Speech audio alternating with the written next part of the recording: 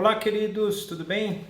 Bem-vindos aí a mais um momento do nosso estudo da Palavra de Deus, continuando a nossa meditação nos Evangelhos Sinóticos. Hoje nós vamos ver então duas passagens bem conhecidas e muito importantes para nós, né?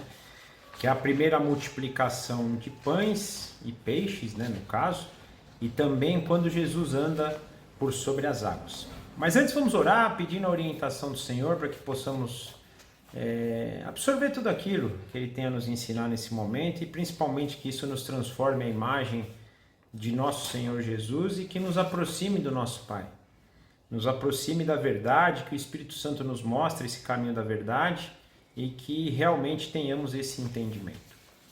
Papai, muito obrigado por mais um dia estarmos aqui com o Senhor diante da Tua Palavra, diante do Senhor Jesus, diante também do Senhor Espírito Santo, para que nós tenhamos o nosso coração transformado na Sua imagem e estatura, para que possamos cada vez mais Te conhecer, para que possamos cada vez mais entender o propósito que temos aí na eternidade como filhos, como representantes do Senhor aqui, não porque o Senhor precisa, mas porque o Senhor nos dá esse privilégio. Então que nós possamos ter essa transformação, que o Senhor conduza a cada momento, cada coisa que for dita e que realmente isso gere fruto no nosso coração. Então nós entregamos esse momento nas Tuas mãos, agradecidos em nome do nosso Senhor Jesus. Amém. Então, gente, nós vamos ler uma primeira passagem aqui no Evangelho de Marcos, no capítulo 6, do versículo 31 ao versículo 44, que tem como passagens paralelas Mateus, capítulo 14, do verso 13 ao verso 21, Lucas, no capítulo 9, do versículo 10 a 17, e também no Evangelho de João, que não é objeto do nosso estudo, mas que tem essa passagem registrada também, no capítulo 6, do versículo 1 ao versículo 14. Então, uma dessas poucas passagens dos evangelhos que são apresentadas nos 4 evangelhos. Nós vamos usar a versão de Marcos, então, capítulo 6, do versículo 31 ao 44, que diz assim: Havia muita gente indo e vindo, a ponto deles não terem tempo para comer. Jesus lhes disse: Venham comigo para um lugar deserto e descansem um pouco. Assim eles se afastaram no barco para um lugar deserto. Mas muitos dos que viram retirar-se, tendo-os reconhecido, correram a pé de todas as cidades e chegaram até lá antes deles. Quando Jesus saiu do barco e viu uma grande multidão, teve compaixão deles, porque eles eram como ovelhas sem pastor. Então começou a ensinar-lhes muitas coisas. Já era tarde e por isso seus discípulos aproximaram-se dele e disseram: Este é um lugar deserto e já é tarde. Mande embora o povo para que possa ir aos campos e povoados vizinhos comprar algo para comer. E ele respondeu: Deles vocês algo para comer. E eles disseram: Isso exigiria 200 denários. Devemos gastar tanto dinheiro em pão e dar-lhes de comer? Perguntou ele: Quantos pães vocês têm? Verifiquem. Quando ficaram sabendo, disseram: 5 pães e 2 peixes. Então Jesus ordenou que fizessem todo o povo assentar-se em grupos na grama verde. Assim eles se assentaram em grupos de 100 e de 50. Tomando os 5 pães e os 2 peixes e, olhando para o céu, deu graças e partiu os pães. Em seguida, entregou-os aos seus discípulos para que servissem ao povo. E também dividiu os 2 peixes entre todos eles. Todos comeram e ficaram satisfeitos, e os discípulos recolheram 12 cestos cheios de pedaços de pães e de peixes. Os que comeram foram 5.000 homens. Então, até aqui a palavra de Deus. Nós percebemos que essa passagem ela ocorre logo depois da morte de João Batista e quando os discípulos retornam da missão que Jesus tinha dado para eles de ir de 2 em 2 fazendo as obras do reino, para que proclamasse o reino por meio de sinais e maravilhas. Então, no retorno dos discípulos acontece isso. Nós percebemos, né, no capítulo 14, versículo 13 de Mateus, Jesus falando: ouvindo o que tinha ocorrido, Jesus retirou-se. né? O trecho de Lucas até explica isso com mais detalhe. Lucas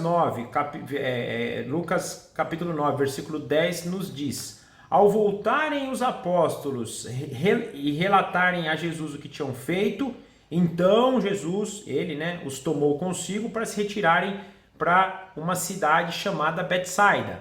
Então, esse lugar deserto que Jesus estava convidando eles para ir, para que eles pudessem descansar um pouco, era Betsaida, que era do lado direito do mar da Galileia. Então, se a gente olhar o mapa, eles estavam numa margem do lago, na região da Galileia, eles atravessam o mar da Galileia para chegar em Betsaida, que é do lado direito. Mas neste meio do caminho, a multidão descobre, percebe que Jesus estava indo para lá. E aí vai uma multidão para Betsaida, atrás de Jesus, atrás de tudo que Jesus estava provendo, né, para eles. Ou seja, Jesus tinha um propósito, que era ir para um lugar calmo. Quando ele fala deserto aqui, não é deserto, é um lugar tranquilo, até porque a gente vai ver que tinha muita grama ali na região, né? A continuação do texto nos diz que era um lugar muito gramado. Então quando ele fala deserto, era um lugar tranquilo. Provavelmente os discípulos, por estarem voltando da missão que Jesus os tinha dado, estavam cansados. O próprio Jesus, com a notícia da morte de João Batista, devia estar precisando também de um tempo de descanso, né? E um detalhe importante, Marcos, né, ele nos diz que o trabalho que eles estavam fazendo era tão exaustivo que eles não tinham nem tempo para comer. Versículo 31 do capítulo 6 de Marcos, né? A ponto deles não terem tempo para comer. Então, Jesus está retirando eles de todo esse fervor, de todo esse processo exaustivo que eles estavam, e estavam levando eles para um lugar mais tranquilo, para que eles pudessem descansar um pouco. O próprio versículo 31 de Marcos nos diz isso. Então esse era o propósito de Jesus, tirar eles ali do burburinho, né, do momento de tensão, para que eles pudessem descansar um pouco. Mas a multidão descobre e vai até onde eles estão, para a cidade de Betsaida. Ao chegar lá, Jesus vê a multidão, e Jesus é maravilhoso, porque ele se compadece da multidão. Ele muda a agenda dele pela multidão, porque ao olhar a multidão, ele olha como pastor. Ele viu a passagem de Marcos aqui no versículo 34, até nos diz, capítulo 6, versículo 34, porque Jesus teve compaixão deles porque eram como ovelhas sem pastor. Então, Jesus, mesmo tendo um propósito, ele olha a multidão e fala, não, tem algo mais importante aqui, que eu preciso mudar o que eu tinha planejado em favor disso, dessa multidão, desse povo que não tem um líder, que não tem um pastor. E lembra que a gente fala muito dessa relação pastor e ovelha, né? A ovelha é um animal extremamente dependente do seu pastor. Se a ovelha não tiver um pastor, ela está perdida. Então é nessa direção. Jesus muda a sua agenda. E Jesus nos mostra isso. A necessidade que às vezes a gente tem de deixar o nosso plano um pouquinho de lado, para que a gente possa entender a necessidade do momento. Muitas vezes a gente fica preso à agenda e perde a oportunidade de presenciar a glória de Deus. O que eles vão fazer daqui para frente é presenciar a glória de Deus. Se Jesus não tivesse mudado a agenda, se Jesus, em vez de desembarcar do barco, falasse, gente, vamos voltar, vamos achar outro lugar deserto que a gente precisa descansar, isso não tinha ocorrido. Os discípulos, os apóstolos não teriam visto essa glória de Deus acontecer. Então, às vezes, a gente precisa entender a necessidade de como Jesus fez, de deixar que a agenda de Deus seja superior à nossa. E essa compaixão que vem no coração de Jesus é uma compaixão gerada pelo Espírito. Então, Jesus entende isso, entende a agenda do Pai e fala, não, a agenda do Pai é mais importante que a minha. O meu descanso, o descanso dos meus discípulos não é tão importante quanto a gente pastorear essas ovelhas sem pastor. E Jesus então muda a sua agenda. Detalhe importante, muda como? Ele passa então a ensiná-los, ele passa a curar. A passagem de Lucas, né, capítulo 9, versículo 11, nos dá o resumo de tudo, né? Então, ele as acolheu, Quem? A multidão, né? Então Jesus acolheu a multidão e falava acerca do reino de Deus, ou seja, ensinava sobre o reino e curava os que precisavam de cura. Então Jesus provavelmente chega no início do dia, se compadece e começa então um processo de ensinamento e um processo de cura. O dia vai avançando, Jesus ali atuando, né, com eles, chega o final do dia. Provavelmente por esse longo tempo que eles passaram ali nesse processo e as pessoas não foram embora, veio o ponto-chave aqui para os discípulos. Poxa, eles não têm o que comer, nós estamos num lugar aqui tranquilo, que não tem comida. Então eles precisam comer. E aí vem então o primeiro processo dessa obra de Deus, né?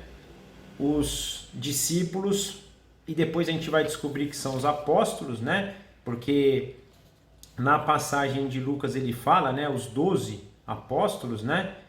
Versículo 12 do capítulo 9 de Lucas, no fim da tarde, os 12 apóstolos se aproximaram dele e disseram, né?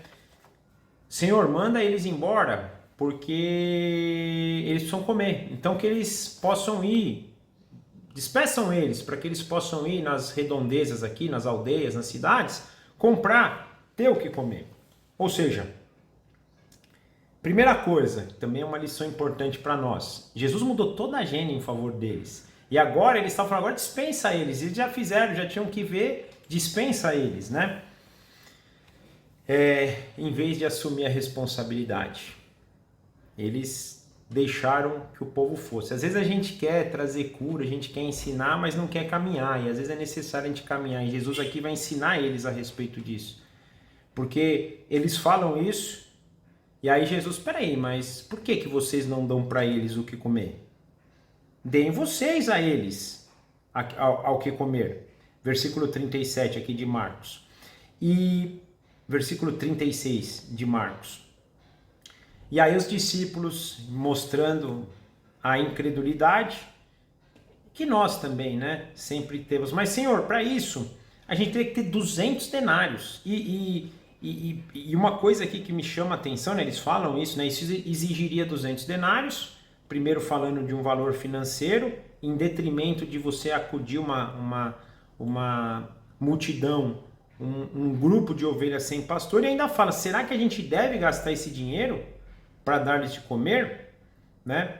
A gente até percebe, de novo a gente não está estudando Lucas, mas a gente vê na passagem de Lucas, capítulo 6, versículos 5 e 7, um diálogo, esse diálogo sendo específico com Filipe. Olha o que Jesus fala. Levantando os olhos e vendo a grande multidão que se aproximava, Jesus disse a Filipe, onde compraremos pão para esse povo comer? Então provavelmente eles falaram, né? Despede eles para que eles possam ir e ter o que comer. Aí Jesus olha e vê a grande multidão. Aí ele pergunta para Filipe por quê? Porque Filipe era ali da região. Mas aonde nós vamos comprar pão para eles comerem? Para quê? Para provar Filipe, para entender se Filipe, de novo, Filipe estava vendo tudo que estava acontecendo, todas as obras, todos os milagres, o testemunho de Jesus como Filho de Deus, para entender se a mente dele estava avançando nesse cenário.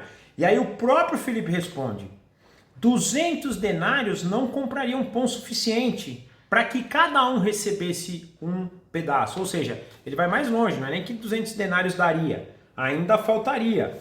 Mas aqui nós temos uma indicação importante, que Jesus está ali trabalhando, está provando o coração deles, para que o coração deles pudesse crescer, evoluir, né? E aí Jesus então fala... Faz o seguinte, pergunta aí quantos tem pães aí, o que tem, né? E, por favor, dê uma olhada nisso. E aí vem a resposta, 5 pães e 2 peixes. Jesus pega o que tinha, o recurso disponível, Jesus olha para o recurso disponível, não se abala, mantém a calma, organiza, fala, montem grupos aí de 50, de 100, façam eles se assentarem na grama. Ele pega os 5 pães e os 2 peixes diante de uma multidão que inclusive Mateus nos diz que Lucas e Marcos falam 5.000 homens, Mateus acrescenta, sem contar homens e mulheres, ou seja, muito mais do que 5.000 pessoas, porque tinham 5.000 homens, mas ainda tinham as mulheres e as crianças. Jesus, vendo tudo isso, não se apavora, simplesmente pega o recurso que ele tinha disponível, entrega ao Pai, abençoa aquele recurso e começa a distribuição, que é conhecida por nós como a primeira multiplicação, então, de pães e peixes. Jesus não se abala com a quantidade, não se abala com o desafio, pelo contrário, ele entende que o Pai dele é quem supre. E se o Pai dele está mandando, ele faz e obedece, né? E isso é importante. Ele nos deixa também essa lição de assumirmos a responsabilidade. Então, em vez de ele mandar o povo embora para procurar, ele assumiu a responsabilidade e ele alimentou aquela multidão de ovelhas que não tinham um pastor. Então, Jesus não só, lembrando que ele já tinha mudado a agenda dele por isso. Então, Jesus não só curou, não só ensinou, mas principalmente caminhou com aqueles ali, né? E fazendo mais um sinal maravilhoso, multiplicando então pães e peixes. De modo que todos comeram, todos ficaram satisfeitos e comeram em abundância. Depois que terminaram de comer, os discípulos ainda recolheram 12 cestos cheios de pães e peixes. Ou seja, quando Deus nos chama para uma missão e nos dá um recurso que pode parecer limitado, ele vai suprir de forma não só suficiente, mas de forma abundante, como nós percebemos aqui. E aí a obra foi feita, Jesus multiplicando. Mas, pensando, né, de forma prática sobre isso, a gente precisa entender, até para que o nosso coração e a nossa mente sejam transformadas nessa direção, essa briga da incredulidade nossa, principalmente das coisas visíveis, versus a fé que nós precisamos ter do suprimento que é, entre aspas, invisível, ou seja, ele é subjetivo, mas ele é a verdade, que é o suprimento que vem do céu, daquele que criou todas as coisas. A gente tem essa mania, eu vou repetir aqui, gente, da mesma forma que eu falei de Jesus acalmar a tempestade e outras coisas que ele fez. O que é para Deus multiplicar 5 em mais de 5.000, 2 em mais de 5.000, sendo que ele criou todas as coisas em 7 dias? E mais, entendo que ele criou em 7 dias, em 6 dias, né, descansou o sétimo, só para nos dar uma referência, porque se ele quisesse ter criado imediatamente, no mesmo segundo, ele teria criado. Ele só fez isso, no meu entendimento, que é para mostrar um processo. E na nossa vida a gente vai estar envolvido em processos. Mas, se ele quisesse, num estalar de dedos, ele criaria tudo. Então, o que é, para quem tem esse poder, multiplicar? E aí, nós precisamos combater essa nossa incredulidade com essa verdade. Temos que começar a entender que Deus vai suprir. Muitas vezes, gente, a gente acaba perguntando muito mais para Mamon do que para Deus. A gente monta um projeto, Deus coloca um projeto no coração, no nosso coração, na verdade, a gente se empolga, a tal era que a gente começa a ver as dificuldades financeiras, e até não só financeiras, às vezes até de recursos ali, de local, né, de outras coisas, de pessoas e daí por diante, e a gente se limita a isso. Porque a gente fica com essa mente, eu só tenho 5 pães, só tenho 2 peixes, mas tem uma multidão aqui de mais de 5.000, como que isso vai acontecer? A gente não pode, a gente precisa entender que quando Deus nos levantar para uma missão, um exército de 300 vai derrotar um exército de 30.000. 5 pães vão se transformar em 5.000 pães, ou mais de 5.000 pães, porque é Deus quem supre. Deus faz o sol parar, faz a lua parar, Deus abre rio, Deus abre mar, Deus acalma o mar, Deus faz o que tem que ser feito para que o propósito do seu filho seja cumprido. A nós cabe só o privilégio de ir, e ao ir conheceremos cada vez mais a imagem e a glória, na verdade, imagina, a glória, a majestade de Deus.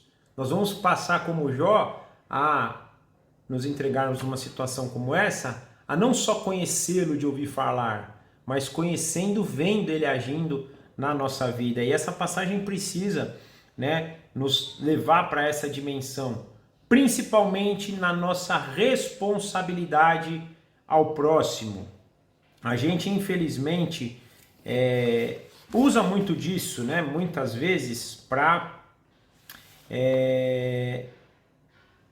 o nosso benefício. Ah, mas isso pode ser, mas penso que isso tem a ver com a responsabilidade. Jesus aqui assumiu a responsabilidade desse povo sem ovelha. Gente, a gente precisa olhar muito para isso, porque a gente fala de amar a Deus acima de todas as coisas, e naquele confronto que Jesus faz para Pedro, nós vamos estudar isso no final dos evangelhos, né? Mas quando Jesus fala para Pedro, Pedro, apacenta as minhas ovelhas. Aliás, acho que não, nós estudamos em João, na verdade, isso aqui está na passagem de João, né? Jesus chega para Pedro, né? Pedro, você me ama mesmo? Me ama, então apacenta minhas ovelhas. Olha que coisa interessante, estamos falando de ovelha de novo.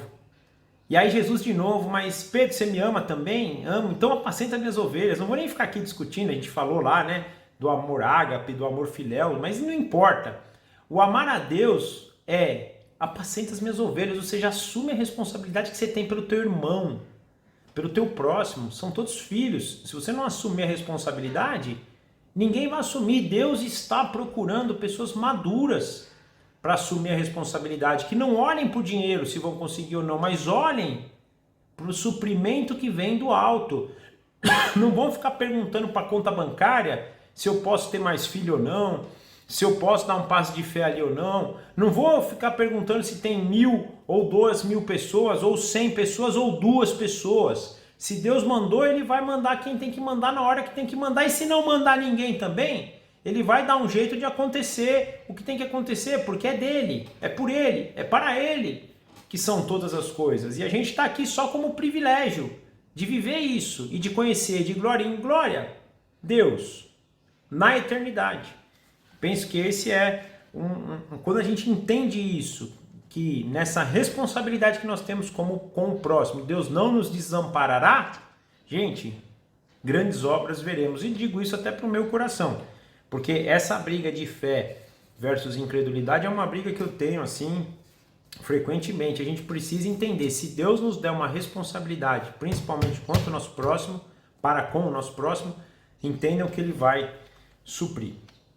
Avançando então, nós vamos ver agora a passagem que fala sobre Jesus andando sobre as águas. Mateus capítulo 14, do verso 22 ao 33, nos diz assim: Logo em seguida, Jesus insistiu com os discípulos para que entrassem no barco e fossem adiante dele, para o outro lado, enquanto ele despedia a multidão. Tendo despedido a multidão, subiu sozinho a um monte para orar. Ao anoitecer, ele estava ali sozinho, mas o barco já estava a considerável distância da terra, fustigado pelas ondas, porque o vento soprava contra ele. Alta madrugada, Jesus dirigiu-se a eles andando sobre o mar. Quando o viram andando sobre o mar, ficaram aterrorizados e disseram: é um fantasma, e gritaram de medo. Mas Jesus imediatamente lhes disse: coragem, sou eu, não tenham medo. Senhor, disse Pedro, se és tu, mande-me ir até teu encontro sobre as águas. Venha, respondeu ele. Então Pedro saiu do barco, andou sobre as águas e foi na direção de Jesus. Mas, quando reparou o vento, ficou com medo e, começando a afundar, gritou: Senhor, salva-me! Imediatamente Jesus estendeu a mão e o segurou e disse: Homem de pequena fé, por que você duvidou? Quando entraram no barco, o vento cessou. Então os que estavam no barco o adoraram, dizendo: verdadeiramente tu és o Filho de Deus. Então, até aqui a palavra de Deus. Essa passagem também é relatada no Evangelho de Marcos, capítulo 6, versículo 45 e 52, e Evangelho de João, capítulo 6, versículos 15 a 21. E no Evangelho de João, nós percebemos aqui que depois da multiplicação dos pães, o povo queria proclamar Jesus como rei, né? Aquele negócio do Messias, daquele Messias presente ali que ia livrar eles de Roma, o povo começa à força querer que Jesus se proclamasse rei. Mas ele se retira sozinho para o monte. Na verdade, nas passagens aqui de Marcos e Mateus, ele fala, ele despede os discípulos insistindo que eles fossem embora. E ele vai para o monte depois de se despedir da multidão. Por quê? Porque não era aquilo que era o propósito, não era nunca para ele ser proclamado rei à força. Pelo contrário, né? A gente sabe qual que é o tipo de reinado de Jesus e o que ele veio fazer na sua primeira vinda. Então ele despede, os discípulos entram no barco e vão lá a longa distância já, e Jesus está orando, quando vem a tempestade lá no mar, de novo o barco assolado, imagina, deve ser aquela coisa maluca, vem para cá, vem para lá, e Jesus vai ao encontro deles então. Indo ao encontro deles, andando sobre as águas. De repente, quando Jesus chega perto do barco, aquela, de novo, uma tempestade, ondas gigantes, eles veem e falam, nossa, é um fantasma. E gritaram de medo. Mas, gente, uma coisa interessante, esses discípulos aqui, eles tinham acabado de voltar de uma viagem missionária, que Jesus tinha dado para eles toda a autoridade deles expulsarem demônios, deles fazerem. Aí vem a primeira pergunta que me vem, por que eles estavam com medo aqui? Se eles já tinham expulsado demônios, eles não tinham que ter mais medo, eles já tinham experimentado dessa autoridade. Mas isso nos mostra que às vezes o fato da gente experimentar do poder não quer dizer que a gente vá estar firme na fé. A fé, ela vem da gente caminhar com Cristo, porque se o Espírito Santo não colocar essa fé no nosso coração dia a dia, não alimentar ela para que ela vá crescendo, a gente vai sempre falhar. Aconteceu com eles, eles presenciaram um monte de obras, já tinham presenciado um monte de obras de Jesus, eles mesmos, mas aqui, mais uma vez, tiveram medo, e por isso Jesus já os exorta, coragem, sou eu, não tenham medo. Jesus Pedro naquele jeitão dele lá, imagina como não era Pedro, né? Ele falava, mas se és tu mesmo, me manda eu andar sobre as águas. E Jesus dá aquelas respostas maravilhosas, ele vem, ué, tá duvidando, vem, né? E Pedro realmente sai, ele anda na direção de Jesus, e uma coisa importante, quando olhamos para Jesus e sobre a sua palavra lançamos a nossa fé, a coisa acontece. Isso que essa passagem nos mostra. Se Jesus fala venha e a gente vai olhando para ele, fito nele, entendendo que é pela palavra dele que nós estamos indo, nós andamos. Nós vamos fazer grandes obras, como andar sobre as águas. Porém, Pedro e nós temos essa mania, e Pedro fez isso, ele reparou nas circunstâncias. Ele deixou de olhar para Jesus e viu uma circunstância ao redor, que nesse caso era o vento. E mesmo andando sobre as águas, diante de tamanho milagre, ele fica com medo. E aí você vê, essa incredulidade nos leva ao medo, que é o que nos afasta, que é o que nos faz afundar. Que nos tira então daquela grande obra que Jesus está fazendo por nós. Ele faz da mesma forma, começa a afundar, grita por socorro, mas aqui também é uma lição maravilhosa, que Jesus também se compadece da nossa incredulidade. Jesus estende a mão para Pedro. No primeiro momento ele grita, Senhor, salva-me. Jesus estendeu a mão, segurou e o salvou. Mas Jesus sempre disse, ele também vai nos corrigir. Homem de pequena fé, por que você duvidou? Mais ainda, na passagem de Marcos, versículos 51 e 52 do capítulo 6, nos diz, né? E eles ficaram atônitos. Aqui não só Pedro, mas todos, né? Pois eles não tinham entendido o milagre de pães, porque não precisava desse milagre para eles entenderem que ele era o Filho de Deus. Já tinham visto anteriormente ou depois, há poucos instantes atrás, mas não entenderam. Por quê? E essa passagem nos explica. Porque os seus corações estavam endurecidos. E aqui, gente, a necessidade também de entendermos que a fé só pode ser desenvolvida ao passo que nós quebrantamos o nosso coração. Infelizmente, depois da queda, o nosso coração é extremamente endurecido. E se nós não tivermos em mente que precisamos nos quebrantar diante da presença de Deus, nos quebrantar para o Espírito Santo, para que ele trabalhe o nosso coração, como Paulo nos diz, quanto mais fraco a gente se entende, mais forte a gente fica, a gente não vai conseguir desenvolver uma fé que nos permita presenciar tudo isso que Deus pode fazer nas nossas vidas. Essa luta, que nem a gente falou da passagem anterior, de fé versus incredulidade, vai estar sempre ali, né, numa constante.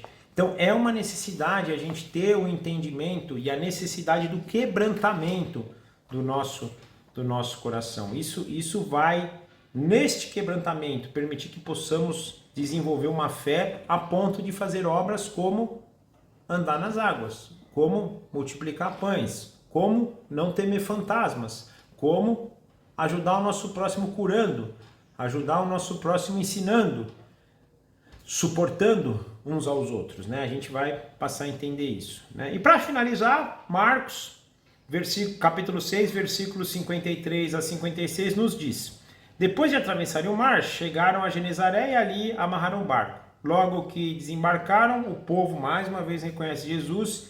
Eles percorreram toda a região e levavam os doentes em maca para onde ouviam que ele estava. E aonde quer que ele fosse, povoados, cidades e campos, levavam os doentes para as praças. Suplicavam-lhe que lhe pudessem pelo menos tocar na borda do seu manto, e todos o que nele tocavam eram curados. Então, Jesus continua ali na região, agora do outro lado, né, da margem,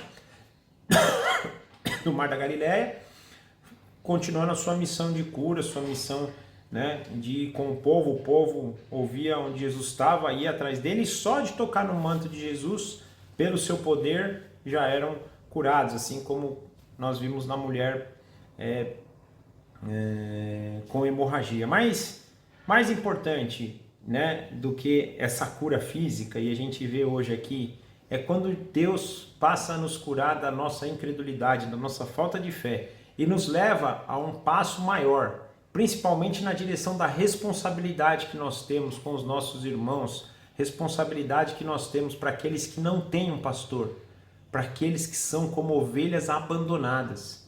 Esse é o propósito dessa passagem, entendo, né? A gente olhar para isso, porque às vezes a gente a gente tem que falar também da glória de Deus em agir, mas essa glória tem um propósito muito mais profundo, de nos mostrar como filhos essa necessidade de caminharmos em fé, de caminharmos em comunhão, em relacionamento com Jesus, para que essa fé, por meio do quebrantamento, possa ser desenvolvida e a gente assumir as responsabilidades que nosso Pai nos permite, não por uma questão de salvação ou por uma questão de reconhecimento, mas por uma questão de amor, porque entende que agora esse é um chamado superior, é um chamado que nós temos do nosso Pai, é cuidar primeiro das coisas do reino, cuidar das coisas do nosso Pai primeiro. Acho que esse é o grande propósito. Amém? Eu vou então finalizar orando e a semana que vem nós nos vemos novamente. Papai, muito obrigado por mais essa palavra, por mais uma vez o Senhor falar conosco, que realmente isso possa gerar no nosso coração entendimento, possa gerar sabedoria, possa gerar esse desejo, esse amor, esse crescimento na fé, para que nós possamos ter as responsabilidades que o Senhor nos dá o privilégio de termos aqui, para que o seu reino avance e para que cada vez mais o seu nome se torne conhecido. Por favor, nos dirija nessa direção, que o Espírito Santo nos capacite, que o Senhor Jesus seja a nossa referência e que a sua vontade, papai, não saia da nossa cabeça. Também pedimos por essa semana que possamos mais uma vez fazer tudo aquilo que o Senhor tem proposto para nós e que no próximo final de semana possamos estar mais uma vez juntos para estudar da Tua Palavra e conhecer mais o Senhor. Nós entregamos a nossa vida nas Tuas mãos, te agradecemos em nome do nosso Senhor Jesus. Amém e amém. Tchau, gente. Obrigado. Forte abraço. Até a semana que vem.